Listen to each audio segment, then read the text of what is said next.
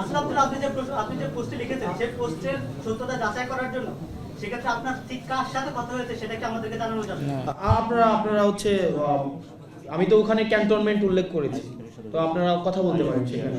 এবং আমরা বলেছি যে এক্ষেত্রে দেখেন 5ই অগাস্টের পরে আওয়ামী লীগ পুনর্বাসনে আওয়ামী লীগ একটা বারবার আমরা বলছি যে এই দলটা এখনো পর্যন্ত কোনো জায়গায় আপনারা দেখছেন রিগ্রেট ফিল করছে কোথাও অপরাধের ও যে একটা গণহত্যা চালাইছে এটা তো অপরাধী স্বীকার করে না।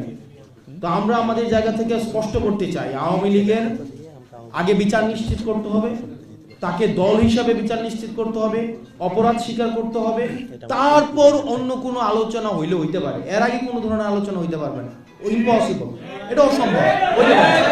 আমরা বলেছি যে 5ই অগাস্টের পরে আওয়ামী লীগের নাম পুনরাবৃত্তি করছি, 5ই অগাস্ট পরে আওয়ামী লীগের নাম, মার্কা এবং আদর্শ এই তিনটাই হচ্ছে অপ্রাসঙ্গিক।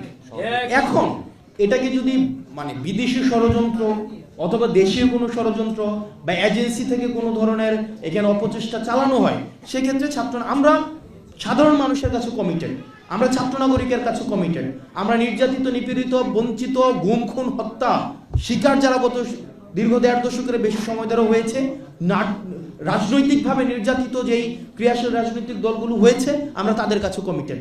কোনো এজেন্সি, কোনো বিদেশি কোনো কোনো কর্তৃপক্ষ কারো কাছে আমরা কমিটেড না। Thank you.